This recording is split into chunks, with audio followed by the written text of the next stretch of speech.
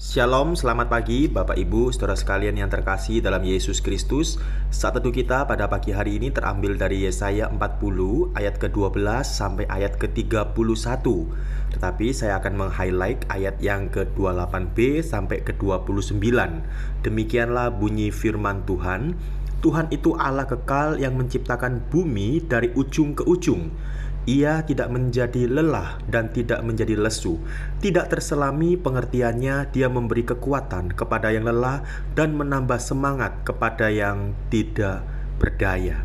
Saudara sekalian, pernahkah kita merasa lelah menjalani kehidupan ini?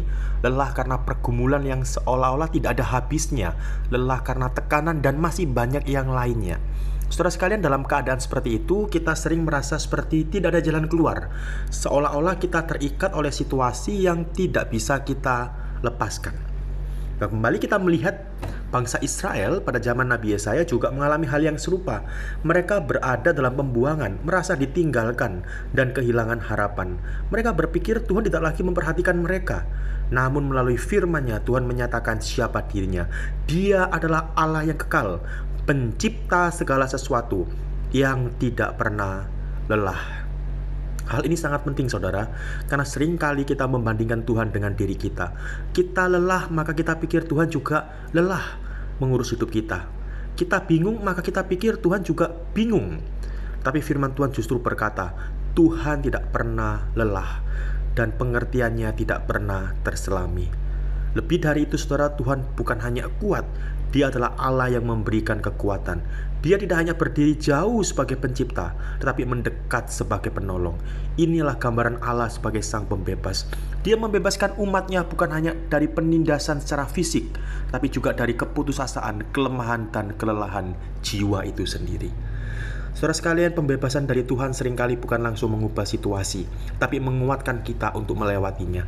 Dia mengangkat kita dari kelelahan, memberi harapan di tengah keputusasaan, dan memampukan kita berjalan kembali. Di ayat ke-31 dalam Yesaya ini dikatakan orang yang menantikan Tuhan mendapat kekuatan baru. Mereka seumpama Raja Wali yang terbang tinggi.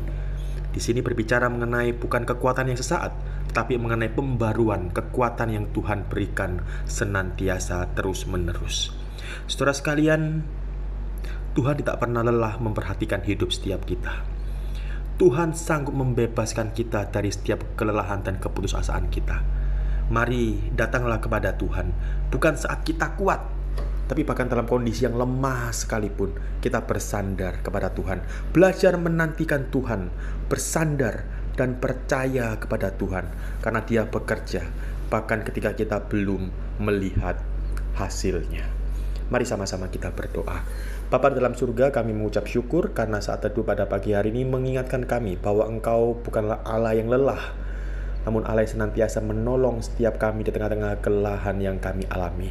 Tuhan tolong, biarlah melalui firman ini kami diingatkan, kami senantiasa dihibur dan dikuatkan. Terpujilah nama-Mu, dalam nama Tuhan Yesus kami berdoa. Amin. Selamat beraktivitas, Tuhan Yesus memberkati.